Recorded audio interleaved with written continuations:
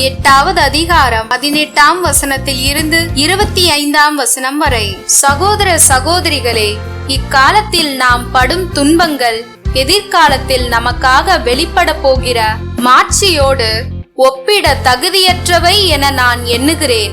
இம்மாட்சியுடன் கடவுளின் மக்கள் வெளிப்படுவதை காண்பதற்காக படைப்பே பேராவலோடு காத்திருக்கிறது. ஏனெனில் படைப்பு பயனற்ற நிலைக்கு உட்பட்டுள்ளது.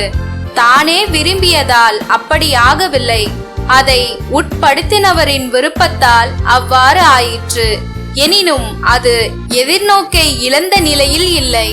அது அழிவுக்கு அடிமைப்பட்டிருக்கும் நிலையில் இருந்து விடுவிக்கப்பட்டு கடவுளின் பிள்ளைகளுக்குரிய பெருமையையும் விடுதலையும் தானும் பெற்றுக்கொள்ளும் என்கிற எதிர்நோக்கோடு இருக்கிறது. இந்நாள் வரை படைப்பு அனைத்தும் ஒருங்கே பேறுகால வேதனை உற்று தவிக்கின்றது என்பதை நாம் அறிவோம். படைப்பு மட்டுமல்ல, முதல் கொடையாக தூய ஆவியை பெற்றுக்கொண்டுள்ள நாமும் கடவுள் நம்மை தம் பிள்ளைகள் ஆக்கப் போகும் நாளை, அதாவது நம் உடலை விடுவிக்கும் நாளை எதிர்நோக்கி பெருமூச்சு விடுகிறோம்.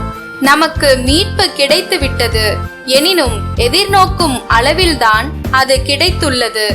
கண்ணுக்கு தெரிகிறதை நோக்குதல் எதிர்நோக்கு ஆகாது. ஏற்கனவே கண்ணால் காண்கிறதை எவராது எதிர்நோக்குவாரா?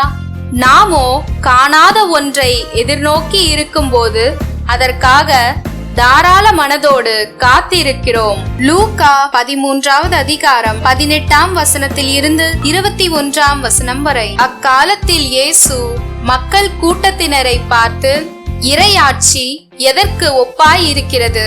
அதை நான் எதற்கு ஒப்பிடுவேன்? அது ஒரு கடுகு விதைக்கு ஒப்பாகும். ஒருவர் அதை எடுத்து தம் தோட்டத்தில் இட்டார். அது வளர்ந்து மரமாயிற்று. வானத்து பறவைகள் அதன் கிளைகளில் தங்கின என்று கூறினார். மீண்டும் அவர், இறையாட்சியை எதற்கு ஒப்பிடுவேன்? அது புளிப்பு மாவுக்கு ஒப்பாகும். பெண் ஒருவர் அதை எடுத்து 3 மரக்கால் மாவில் பிசைந்து வைத்தார். மா முழுவதும் புளிப்பேறியது என்றார்.